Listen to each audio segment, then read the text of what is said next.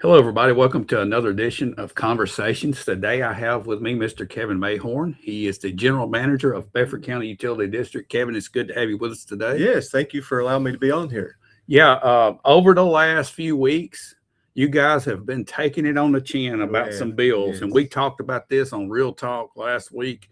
And you have agreed to sit down and kind of explain what has happened with Bedford County Utility District with right. the gas and so forth. So, why don't you kind of fill us in, back up for a few months, maybe or whatever, and tell us how we got to where we are? Okay, absolutely. So in order to be able to explain how we got to where we got, I need to explain how we purchase gas. So Right. it kind of makes it a little more sense if I'm able to explain how we purchase gas.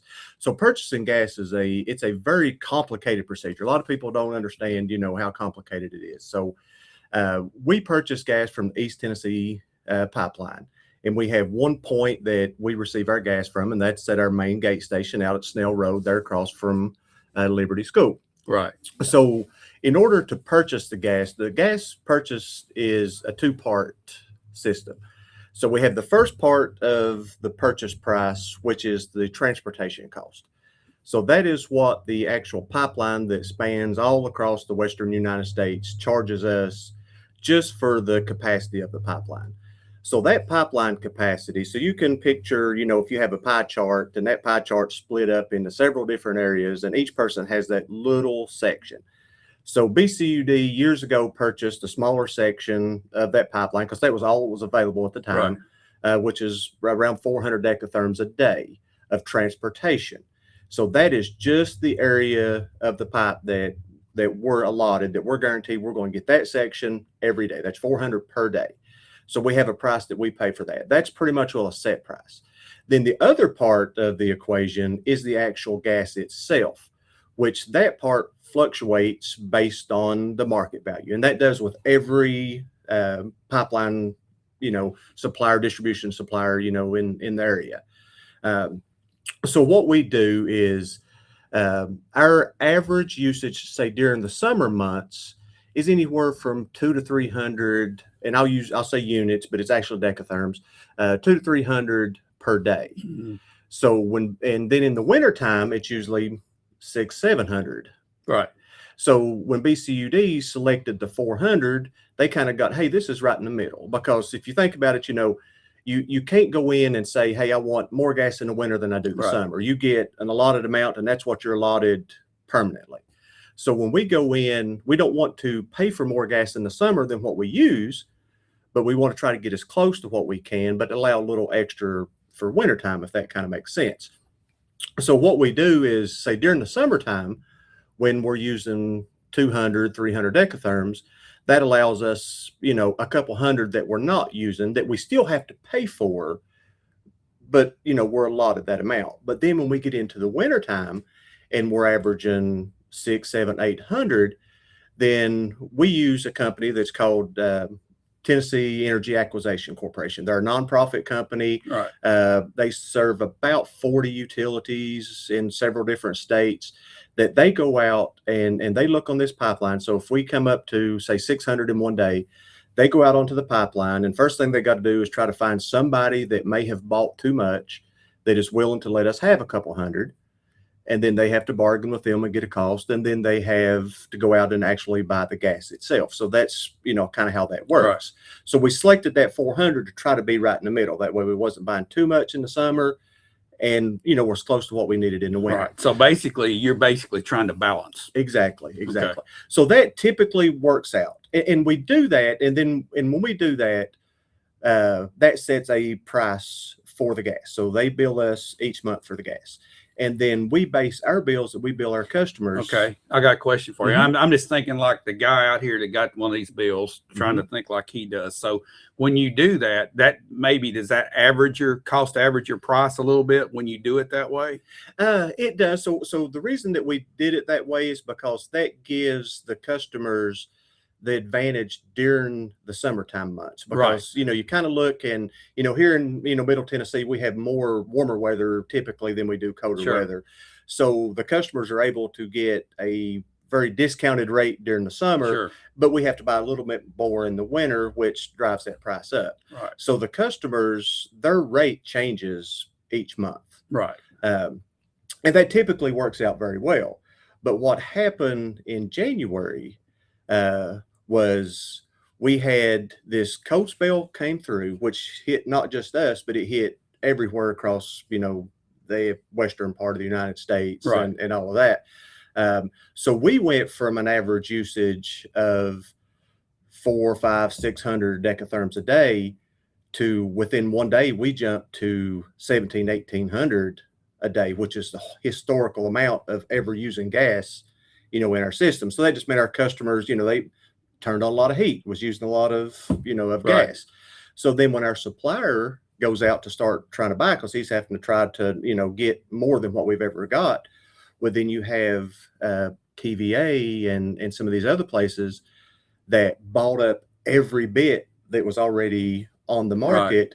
So then that drove the price up tremendously. So basically what you're talking about, they basically cornered the market, and because they're so big, they could just suck it out, and you didn't left you guys, smaller utilities, in trouble. Exactly. Because, with them, what they do, and they're, they're a business, and they're, I wish them well, and they do a great job. But what they do is where they have hundreds of thousands of customers, right, if they go and they buy a tremendous amount of more gas during the summer months that they're not using, and they're splitting that up over, right, 100,000 customers. Speaking about customers, okay, I looked on the TEAC website, and it had, and this is, you've already addressed this, and Josh has said this and made a post on our Facebook page, that we have under 500 customers, right, gas now, hookups in gas. It said on the website that there was 1,500 customers. I assume that meant people, maybe. That's people. They base, they do kind of a calculation of, they average, 3 people per household or whatever. That's probably what that's where the 1,500 number came from. They said, though, over 8,000 hookups in water. Is that true? Yeah, we have, I think it was about 8,400 water. I think I just done the annual distribution report for the natural gas. I think we were at 447 gas connections. Okay. So that's where you run into, like with some of the bigger places, they can go out and they'll buy a ton more gas, and they split that over 100,000 customers. They see 50 cents a person. But if we bought a tremendous amount more gas and tried to split it over 400 people, they see a lot more of the increase. And that's not what we want to try to do. All right. So being in that position, we have this cold spell that comes in for those 3 weeks there, to where we stayed under freezing, I think, for like 12, 13 days. Okay. That meant 24/7 heat. Right. All right. So that everybody's meters were spinning like a Frisbee. Okay. So then you get these enormous bills. All right. So I know the board met. Tell us kind of how that came about and how y'all decided what you decided. Yeah. So what happened was, so backing up a little bit into January, I received a call from our buyer, Taylor. Taylor's been in the gas business for 50 years. He's a great guy. He called me at home on Saturday night when we first got that ice storm. And he said, Kevin, he said, I'm out here buying your guys' gas. He said, you guys have used 3 times as much as what you've ever used. And the market is crazy. He said, I'm looking at potentially having to pay over $100 a decatherm for gas. And typically we pay 10 or 12, 13. He said, our options is I either pay this or we have to shut the gas off. He said, that's the only options we have. And we didn't have an option. I mean, we can't shut the gas off. So the following day, which was Sunday, and then the following Monday, we didn't come into the office because of the ice storm. We closed our office. So that Tuesday morning, I came into the office, and at that time, I still don't know exactly what the rates, because he's going out and he's buying 50 decatherms off this person and 10 off this person, just trying to keep our pipelines full of gas. And so I sat down, and I know, here in Bedford County, we have a lot of chicken farmers and a lot of barns, and that's some of our biggest users. So first thing I did was, that day I reached out and I called Tyson, and I was like, hey, look, just got a call. I don't know what these prices are going to be. They haven't told me, but my supplier says that these could be potentially double, even triple what we've been paying. Can you please, try to let all your farmers and stuff know? That way, if there's some things they can shift around to try to help, not pull as much gas or do this or do that, that would be helpful. And, they said they would try to do all they could do. So then I called my board and I was like, hey, this is what's going on. I need to try to let some people know. But at that time, again, I don't have any idea if we're looking at a double in the cost, a triple, or whatever. So as soon as the gas bill came in, I was just as shocked as the public. I mean, Right. BCUD received a gas bill for pushing $1 million for a month. Yeah. That we had to pay. We have 10 days to pay. Right. And that's for a gas that's used in January that we don't even bill until March, that we're not even going to start collecting revenue on until the end of March, Right. even part into May. So, I'm like everybody else, when they're trying to manage, hey, how are they going to pay their gas bill at their home? I've got to try to manage how to pay it, Right. at the utility. So I reached out to the board and I'm like, look, we've got to try to figure out something to do here. I mean, this is, our customers are receiving this, they're going to receive this huge bill. I don't want them to wait until March until they receive a bill and then they just, don't know what to do. I said, let's try to get some information out there, let the public know. So originally at our meeting in February, which was just directly after I received the gas bill, or no, it's actually right about the time we was receiving the gas bill, but we hadn't calculated our bills for our customers yet. The board, discussed, hey, let's try to spread this out over 3 months. Let's give customers 3 months, no penalties, no late fees, Right. nothing, pay for that. We'll try to upfront the cost of the gas with, what little bit that we have set aside, and try to. Okay. So a question. All right. If y'all had already decided that and Mhm. people got their bills and it was 3 or 4 times more than normal, was that with the 3 month already figured, or No, was that? that was just their bill. Okay. All Yeah, right. that was just their bill. So when we started printing bills and we started looking and we started talking, it's like, 3 months for some people may not be enough, because we realized how high these bills were, because we have a third party company that prints our bills and stuff and mails out for us. So when we started seeing those rates, I was like, we need to, maybe do a little something different. So at our board meeting this week, the board went back and they said, hey, 3 months is probably not going to be enough. Yeah. Let's expand this out to 6 months. Yeah. Good idea. Now, I'm not saying that everybody that comes in will need 6 months. Right. Some people may come in and they say, hey, I can pay mine off in 2 months, or I can pay mine off in 3 months or 4 months. Well, there's going to be some people write a check and pay it. Right. And if they do, again, that's going to be great for us, because like I said, I mean, we had to pay this bill. Okay. Do you guys have any, and I know this is a public utility, so you can probably say yes or no. Do you guys have like a little cushion if for an emergency situation like this? Are you guys so tight that you just don't have that ability? We operate pretty tight. Yeah. What we try to do is we try to sell our gas at the absolute lowest rate. I mean, our minimum bill is $10. Yeah. I don't think I've been in the utilities for 25 years. I don't think there's a utility anywhere that has a natural gas minimum bill of $10. Yeah. So we try to do that so that we can, try to provide the best service to the customers at, the absolute lowest price. Right. So, we don't have a big cushion in there. Yeah. Yeah. Okay. So now that this has been decided and you've got the 6 month, do people have to call or come by and let you know that they're going to take advantage of it? They do, yeah. Okay. Yeah. And one of the things that I tried to put out yesterday, and I appreciate you guys helping share it with us, because I try to get that information out, is we do have several customers, probably a couple hundred, that set up on automatic bank draft. Right. And that automatic payment's going to come out. Yeah. Unless they request to have it stopped. So I do urge anybody that is on auto draft, if they need to split their gas bill up into payments, whether it's 2 months, 3 months, 6 months, whatever, call our office, let somebody there know, and they will go in and they will put a pause on that bank draft. And then that customer can just pay, monthly until we get everything back, back to where it should be. Right. Okay, Kevin, I know everybody appreciates you coming down and sitting and talking about this and explaining kind of behind the scenes what's happened. I'm sure you guys' phones were ringing off the hook. Mine, I got text messages and everybody was freaking out. All right. So let's take a quick break. And when we come back, we'll talk about going forward. Absolutely.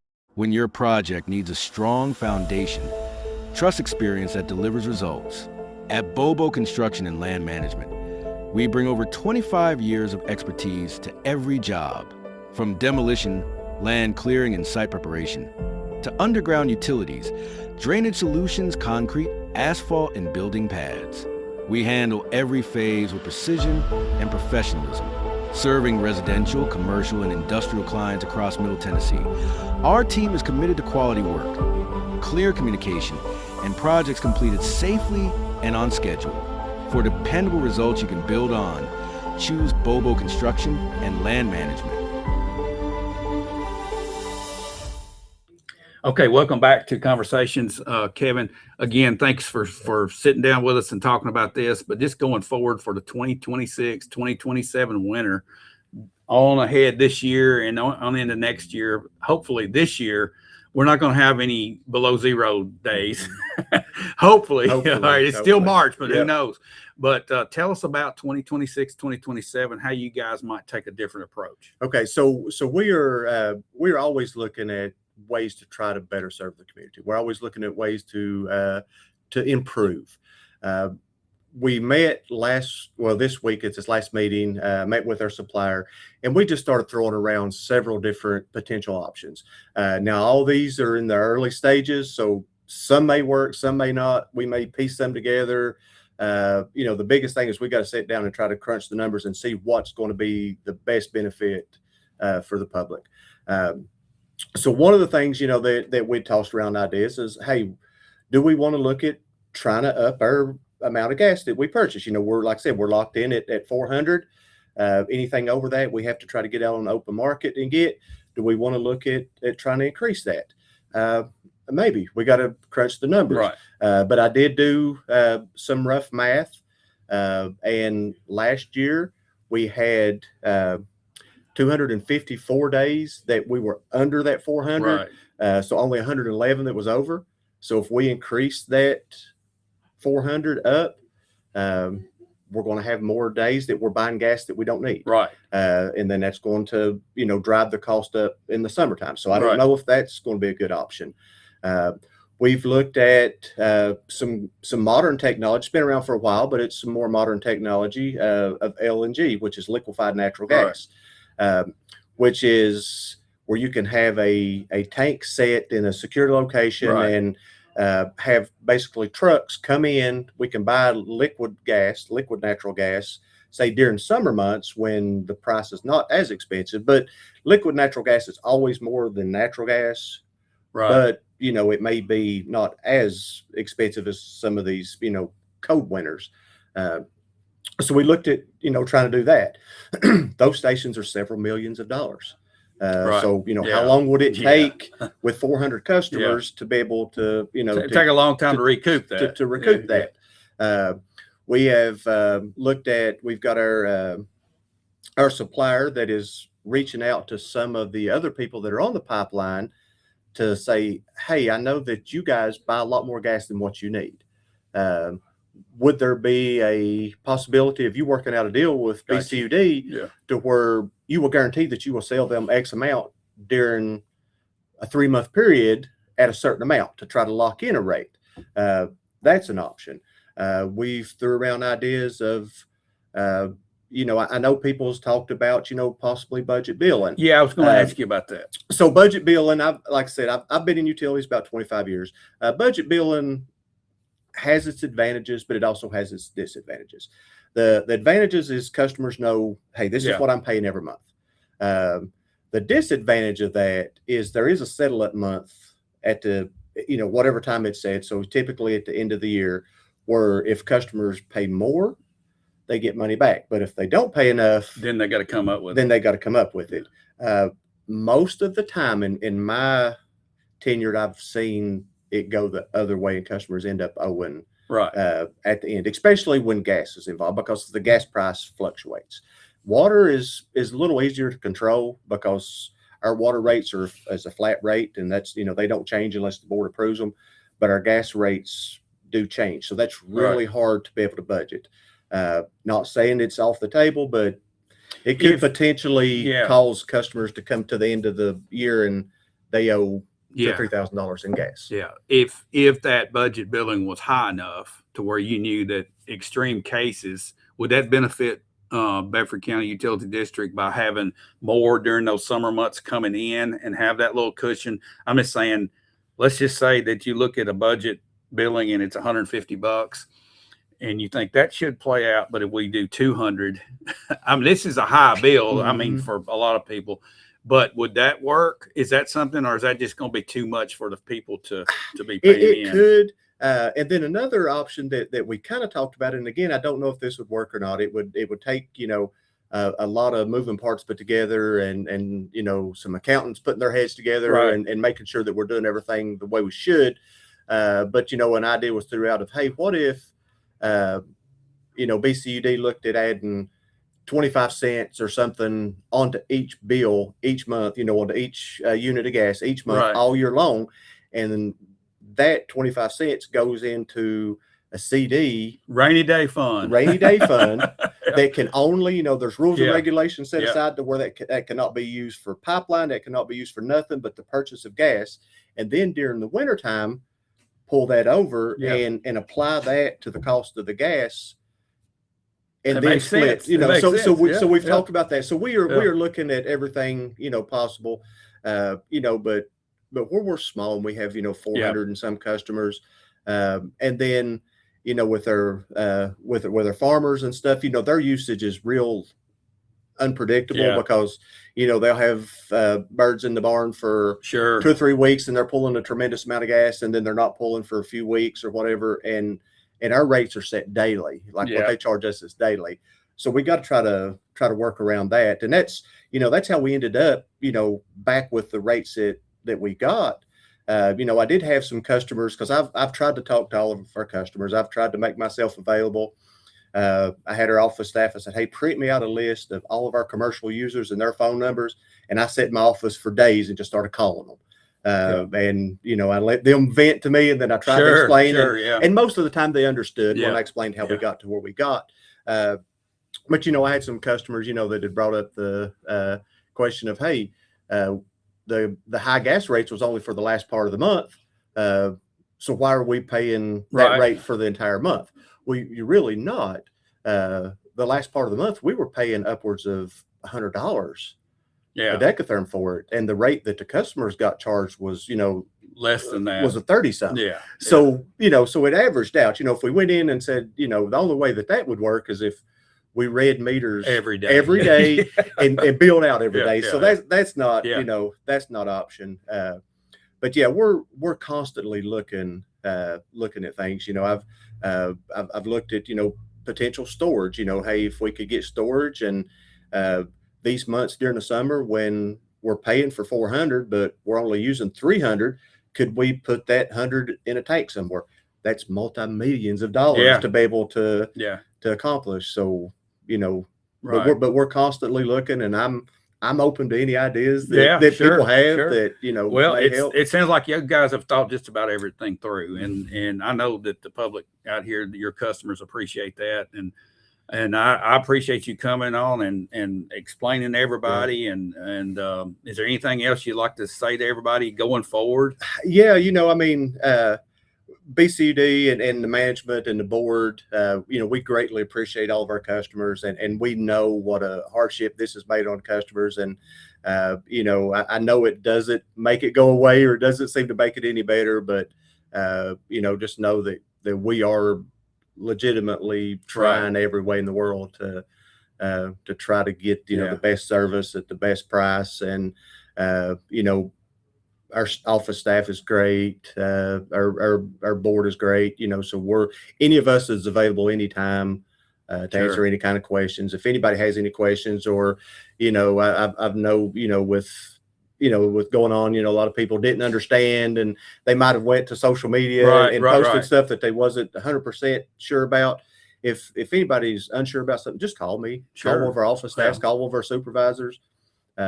We're completely, transparent, and under my administration, that's one of the things that I strive to do is be as transparent as possible. Well, I know everybody appreciates that, and I'm sure they appreciate you giving a better explanation. And maybe everybody has a better understanding of what you guys have to go through on that side to balance all this. Right. And when this first came about, I started to get this deep in the weeds on it, but I thought, well, this might confuse people. So let's just kind of give the brief overview of it. But I think, it is better that maybe I did just go ahead and get, deep into it, that the way they can see that, that there's a whole lot of moving parts here, and that, we're striving to try to do better each day. Well, Kevin, thanks for sitting down with us. Thanks everybody for watching. Yes. We'll be back again with another version of Conversations real soon.